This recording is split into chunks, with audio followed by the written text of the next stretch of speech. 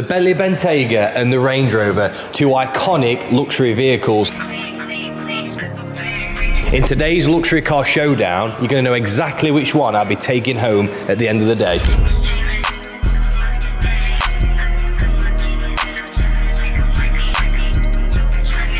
So as we go to the front of these cars, we'll start with the Range Rover. Now, side by side, this one looks a lot more aggressive with the high bonnet. Particularly this model, it's got the SVO body kit on. The reason we've picked this car is the SVO body kit. I think if you want a Bentley Bentayga, you'd only consider a Range Rover. It's a little bit unique, and with the SVO factory body kit, it definitely gives it that. So with the high bonnet compared to the Bentley, I really like these headlights. I love how they swoop around, especially when they're switched on the daytime running lights. You've got to, of course, have a black pack on a Range Rover. I love the front end of this car. It's one of my favourites.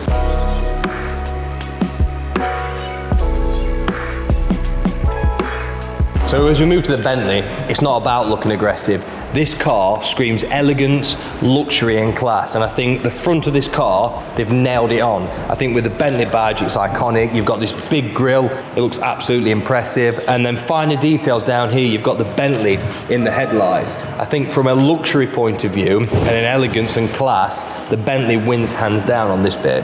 But from an aggressive point of view and road presence, the Range Rover's high bonnet wins as well. So it's 50-50 on the fronts. I'm not too sure. Let's move to the side. Both have black packs. There's no chrome around the windows, so it's a good example of comparison. I think there's some large panels on the Range Rover. It's very square. You've got the SVO vents on there, and then I love these 22-inch wheels. These are a fan favorite. These look absolutely fantastic still. Even with the new models, 23s, these still look great, especially with the Pirelli Scorpions. This one looks to me like it's got wheel spacers just for that extra aggressive stance, and this one's also got deployable side steps, which the Bentley doesn't. Moving to the Bentley, it's a little bit lower and sleeker compared to the Range Rover. The Range Rover's a little bit boxy, where the Bentley Bentayga looks a little bit more smoother side by side. For me, I think these wheels aren't big enough. These are the upgrade 21s. They're finished in gloss black, but yeah, we need to fill them arches out a little bit more. The Range Rover's wheels look a lot more dominating, look a lot better than the 21s. I get it, they look more classy, but for me, let's fill them arches out. As we move to the rear of the vehicles, we'll start with the Bentley Bentayga. I think I like it as much as the front of the car. I love the exhaust tips. I like, obviously, you've got the Bentley badge. I like how the rear design of the tail lights is shaped as a B. I just think it's quite sleek, it's pretty, it's classy. So let's move to the Range Rover. Your first bought to these quad SVO exhaust tips and the slightly lower rear diffuser. I think it finishes the rear end of the car off. Non-SVO body kitted cars, to me, wouldn't be a winner, but this one definitely looks aggressive on the back. So my verdict, Bentley Bentayga versus the Range Rover on the exterior. I think let's start with the Bentayga. It looks impressive, it's stature. You're driving a Bentley down the road, you've got this massive grille, you've got the Bentley badge, it's impressive. But I am a Range Rover man through and through, and I think whilst this is impressive looking and it's a statement car, Range Rover's around the corner every day, so it blends in. I wouldn't like driving a Bentayga on a daily basis, a daily car, just for the fact it's a very look at me car. Whilst it looks classy and it is sleek, it's still a very look at me, where the Range Rover is as well, but blends in a lot more. So for me, it's got to be the Range Rover.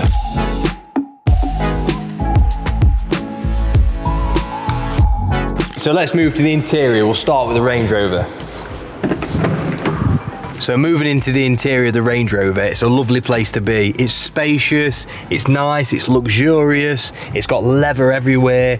It's just a really nice place to be. It's modern with these armchair-like seats, like your old grandpa's chair that he's sat in for years. It's lovely. Steering wheel is a little bit big for me, but I do like these touch-sensitive buttons around it. Really nice modern screens. It's just a really nice, luxurious, spacious place to be. So standard with the Range Rover, you've got the memory seats, you've got the heated steering wheel, which is standard on every Range Rover full fat model. I do really like this interior trim. It's gloss black, but it's got like a wood weave in it. It's a little bit different to the standard solid gloss black, which scratches really just by looking at it. So yeah, there's no scratches on this, which, well, there will be, but it's obviously very well masked with the wood. So we've got 3 screens. We've got the digital dash, we've got the sat nav infotainment dash, and then lower down here, we've got all your different creature comforts for heating, seats, etc. What I do like about this one is these knobs here. Just having physical knobs. The new shape Rangers now have lost them, and you have to go into the whole infotainment system, mess about. It's just a bit of a faff. You can't beat just having a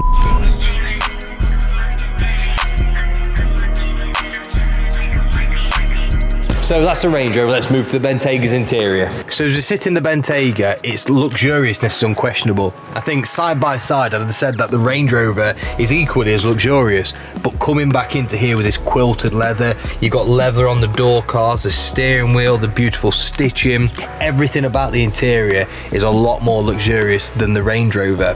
If I could put the infotainment out of the Range Rover into the Bentayga, it would be a winner, because this infotainment screen is like it's out of a 2000 car. You know, I do really like the manual dials though. I'm a stickler, I love manual dials over Digidash, just for the simple fact it's old school, it's just what I particularly like. So I prefer the dials on this, I think they're really classy compared to the Range Rover, but this infotainment screen is a no-go. It's out of a 2004 A4 or something like that. It's no good to me. So little things in the Bentley clock, absolutely lovely. Just that little bit of luxury and class that you just don't get in the Range Rover. I love all the stitching around the dash. Obviously you've got the ivory and the black two-tone in here with the black leather dash with the ivory stitching. It just works really well. This one comes with the interior gloss black, where they're opposed to the wood gloss black in the Range Rover. I just think it's a really nice place to be. Again, it's a big car like the Range Rover. This one comes with a head-up display as well, this particular model. Both of course have a pan roof, but again, this interior is heads and shoulders above from a luxurious point of view. The softness, it smells like DFS in here. So as we've finished both interiors of the cars, I love the luxuriousness of the Bentley, just coming straight out of that now. It's absolutely lovely. The Range Rover is luxurious as well, but I prefer the screens in the Range Rover to the Bentayga, but I can't get over the fact of that leather, the softness, the smell. It's really luxurious. So for me, the Bentayga is the winner of the interior.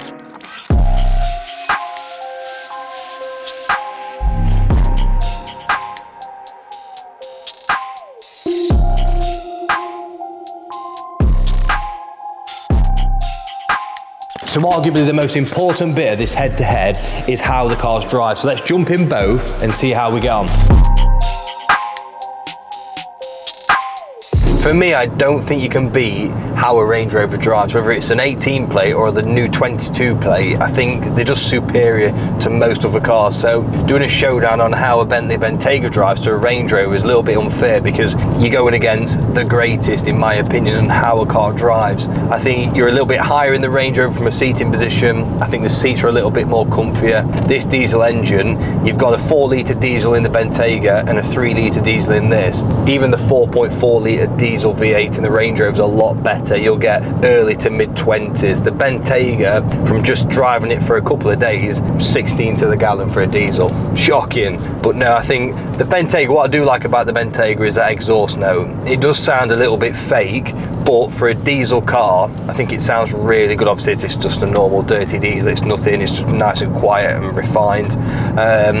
So yeah, from how it drives, I would say this Range Rover is just a nice place to be. You can't really beat a Range Rover. No matter what you drive a Bentayga and you think, oh, this drives really nice. The moment you sit back in, you realise nothing quite hits the spot like a Range Rover. So for me, it's hands down this Range Rover. Going from the Bentayga, what I do like about it is its steering wheel lightness. You know, you can just whip it around, one finger turning, where the Range Rover on these older models, they are a little bit more heavier. But you could say, actually argue that is more feedback rather than the lightness of the Bentayga. So yeah, what do I prefer out of the steering? Probably the lightness of the Bentayga, because I like the 22 plate onwards Range Rovers on their lightness of the steering too. One thing I have noticed though, the Bentayga being a VAG group car, its adaptive cruise control is a lot more smoother than the Range Rover. You'll come behind someone at 70 mile an hour in a Range Rover and it'll sharply, aggressively brake, at where the Bentayga, it's smooth, it's not braking heavily. So when you come to brake in the Bentayga, it's effortless, it's how it should be, where the Range Rover's a little bit more harsh and aggressive on the brake. That's something I have noticed on the adaptive cruise control